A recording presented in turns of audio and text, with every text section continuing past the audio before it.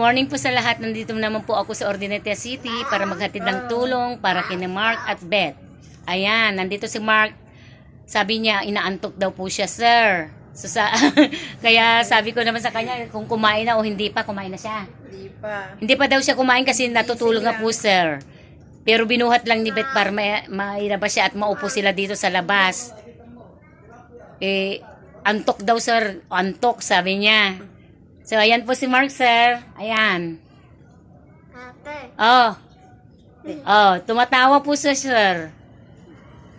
Hindi po ako naligaw kasi alam ko naman po yung yung daan, dire-diretso lang po. Kaya thanks God at nakarating po ako dito. Antok. Hindi ka. Sir, antok na naman daw si Mark. Antok. Nung pumunta po ako dito, antok na naman po, sir. Ayan si Mark po, sir. Video. Ayaw niya Tingin ka, mabidyo. ayaw mo ng video. Gusto kong makita ni sir. Oh. Kasi pag uwi daw galing Amerika, punta ka daw doon sa Batangas. Sir, tumatawa si Mark kung sinabi kong pinapupunta ko siya sa sa inyo sa Batangas. Oh. Antok. Inaantok ka na naman. Bago ka matulog ulit, mayroon muna akong bibigay. Teka. Oo. Ate. Ito Ito ang may bibigay ako sa iyo. Upo ka muna para hindi ka mangangalay. Beth? Hindi. Ayaw niya nakaupo. Ayaw. Sir, ayos daw nung maupo si Mark. Gusto niya nakatayo, tapos nakahiga. Ayan, sir. Sir, tingnan niyo si Mark. Tumatawa po siya. Ayan. Antok. Antok. So, sir, ngayon ay iabot ka po kay Beth, yung tulong na galing po sa inyo sa Team Rowell Lipat po. Ito, Beth. Teka. Beth, pumunta ako dito, pinapunta ako ni Sir Rowell para ihatid na naman tong tulong galing sa kanya at sa Team Rowell Lipat. Mark, ito yung tulong na galing kay Sir Rowell, ha? Salamat.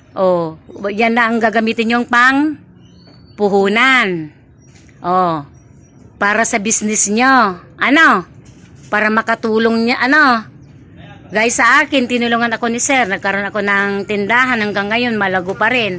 So sana, pag magkaroon kayo ng pangkabuhayan, ingatan ninyo, palaguin, ha? Ate.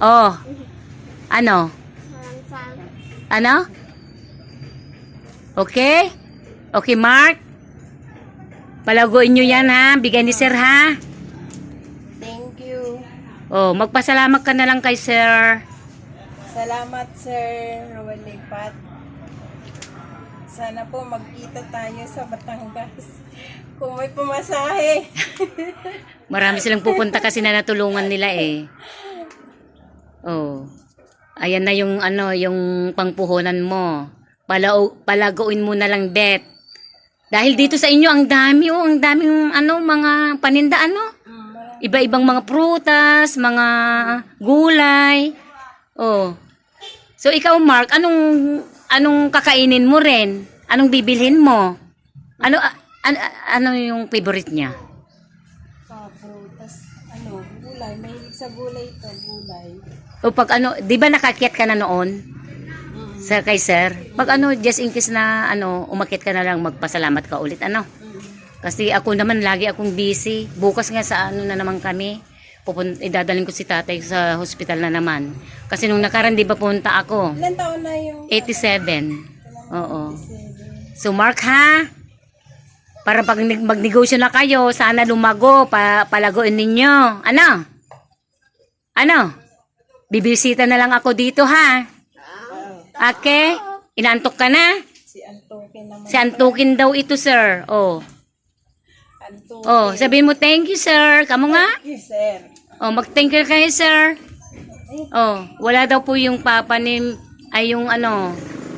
Mark na stepfather niya, sir. May nagpasada, kaya hindi ko siya nakita. Pag ganitong oras kasi hindi mo hapon. Dito yan. Hapon. Hapon na. So yung ganon. Kasi hindi naman pare-parehas ang uwi nun. Pero pag ganung oras, hindi na siya babalik pa o aalis pa? Hindi na babalik. Ganon. At least mayroon kayong kulong-kulong pag ano. Hinuhulugan din namin Yun. motor niya. Hinuhulugan nyo. Tsaka Yung sidecar. Ano, yung sidecar niya.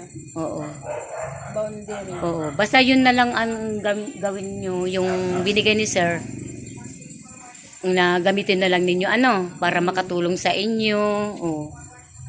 Ano, Mark? Magbi-business na si mama mo. Ano? Total, pag nakaupo ka dyan, takot ako na ano. Baka mahulog ka, pero sabi ni mama mo, hindi daw nahuhulog si Mark. Ano? Oh. Hindi. Anong kakainin mo ngayon? Mamaya. Ay, itlog. Mahilig ka sa itlog. Ay. Ate. Oh, Itlog. itlog. Itlog. Oh, inaantok ka talaga. Inaantok ka. Itlog. Oh. So hanggang dito na lang po. Ayan. Kasi si Mark po sir ay inaantok ulit sir. So hanggang dito na lang ulit po mga kapatid. At sana suportan natin si Sir Ruel Lipat para marami pa siyang matulungan. Ayan. Nawa ng tao. Ano, may sasabihin ka, Bet? May sasabihin ka pa?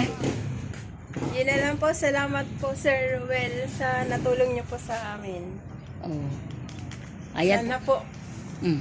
mapuntahan niyo kami dito. Joke-joke lang po. Sir, sabi po ni Bet, sana mapuntahan daw ninyo dito pag uwi nyo. Kasi sabi niya gusto rin niyang pumunta doon sa Batangas, kaya lang po malayo. At saka ba walang pamasahe, sabi po niya.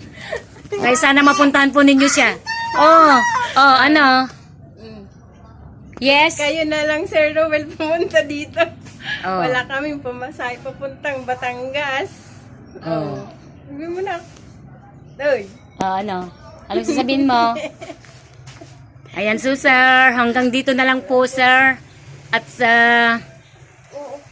hindi naman po ako naligaw. Maraming thank you kay Lord at ginaybayan niya ako hanggang dito sa bahay ni Nabit kasi hindi ko talaga chinat si Bet na lumabas o ano. Talagang gusto ko yung ako mismo ang makarating dito sa kanila.